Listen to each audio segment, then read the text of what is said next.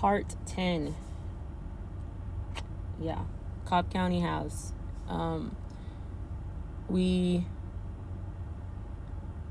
His whole brother thing, like, walked into the room after that situation. He ended up leaving. They got him later. The girlfriend stayed with us for maybe a day or so until she was able to leave to go to family. I literally got on my hands and knees and scrubbed the blood out of my carpet that was in my son's bedroom. I was really upset about that. He's a complete monster, as his brother. And so, yeah, that happened. My son got moved back into his room eventually. And today, right now, in this section... Ooh, I just bit my tongue. What is wrong with me? In this part of this series, I am going to talk about the time where I knew I was going to die. The first time in my life that I felt like I was going to die, like this was the end of it, and it was not by my hands. He was upset again, don't know what for, and whatever it was for, it was my fault, and I was going to pay for it. It escalated. Like, it started off with the, throwing around, pushing, pulling, throwing to the ground, all that stuff. It started off with that. Now, let me make a note here that my ex was intentional about how he put his hands on me. He made sure that he never punched me because that could leave a mark. And he can say that he's never hit me because technically, I think in his mind, if he's never punched me, he's never hit me, so I can never say that my husband hits me. He would always just pull me, sling me, hold me down, push me down, kind of like, I don't know if you guys know what, like, mush, he would mush me with things. So he would I remember one time he took, like, a towel, and, like, it was either a towel or a t-shirt. It was white, and he wrapped it around his arm, to make it, like, really, really big, and then he kind of just, like, pressed it up against my face like this and held my face to the wall. I guess that's, like, he didn't hit me. So he would mush me a lot, throw me around, push, pull, stuff like that. This particular night, those things were happening in the home. My son was asleep in his room, or I thought he was asleep. He was in his room, the door closed. This felt like it went on for hours. Eventually, he took me into our bedroom, and he held me down on the bed. He made sure I didn't leave the room. Every time I tried to leave the room, he would stop me, throw me back down on the bed. He then held me down on the bed and wouldn't let me leave. I'm crying. I'm screaming for help. Because I'm screaming for help, he takes a pillow and he places it over my face. And he holds it down tightly. He starts to suffocate me. I'm, doing the natural reaction of, trying to scream and get out because I can't breathe. I realized after a while, because he went on doing this, if I had to guess how many times he took the pillow, held it over my face, and then lifted it up and then held it back over my face, I would probably say maybe, I don't even know. I don't know how many times, but it felt like it went on forever. So what he would do is he'd take the pillow, put it over my face, hold it there. And then I feel like, and I'm pretty sure I'm accurate, I feel like he would release it so I can get a gasp of air and don't die, and then he'll put it back.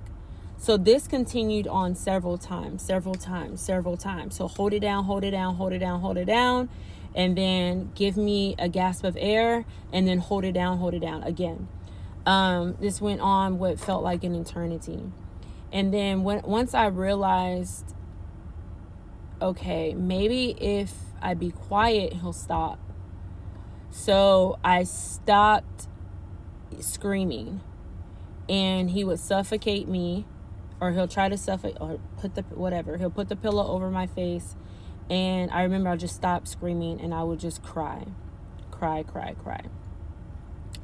And then towards the end, like, I just gave up. I literally was so exhausted from trying to fight my way out from underneath the pillow and out from underneath his grasp that I just stopped. And as he held the pillow over my face, mind you, when this pillow was over my face, I didn't get 1 inch of air. Like, not one drop of air I was able to receive. So I was literally, essentially, like, not breathing for, several seconds at a time. And when you're exhausting yourself and, your heart rate is up, that's difficult. That's like doing 100 jumping jacks and then holding your breath. Like, it was very difficult. And I remember, like, I laid there and I couldn't breathe, obviously. And I was like, this is it. This is the moment that I die. Like, I kind of just laid there and accepted it, which is really sad, but I couldn't get from underneath his grip. I couldn't breathe. I couldn't do anything at that moment. So I was just like, I can't breathe. And I remember thinking, like, this can't go on for too much longer where I get no air. So I kind of, like, felt like my body kind of drifting away. And the room was already dark, but I felt like everything got darker. And after that moment of me thinking, like, all right, this is it, I'm just not breathing. And I think my body kind of went, it kind of relaxed a little bit. Instead of the tense of me trying to, I can't breathe type of thing, my body relaxed and I was just laying there. And I remember things were getting darker and darker. And then he lifted the pillow off of my face. And that was it. That was the moment in our marriage where I legitimately thought, like, he's gonna kill me. This was 2011. 2011? Yeah, 2011. Why didn't I leave then? Why did I stay married to him up until 2000? We got divorced 2017, but up until 2016, basically, is when I gave up. Why did I stay? It's a mind game. It's a mind fuck. Like, it is, like, it's so scary because now, like, thinking about it, I would have been like, bitch, please. That's how I feel now about him. Bitch, please get the fuck out of my face. Like, I'm not falling for your games anymore. You're mentally ill. You need help. I want to protect my children from him. That's how I feel now. I'm empowered. I'm healed. I know my self-worth. I know what the truth is. But at that time, I didn't have that. I didn't have that, I didn't have that. So I didn't feel like I was worthy enough for anything better. I didn't feel like the world was big enough for me to leave and to have another life. And that's sad because it's like, how did I get to that point? I had a decent upbringing. My parents divorced when I was super young. My dad was an addict.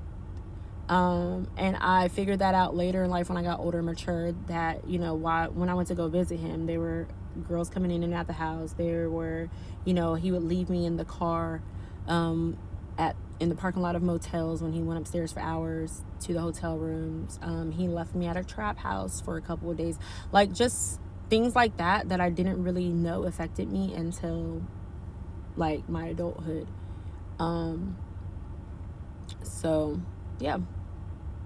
We'll get a little bit more into all of that a little bit later, along with narcissistic behaviors and narcissists. So stay tuned. Hit the like button. I need some more likes on this. So let me know that you guys are hearing me and support this, and hopefully support other people speaking out.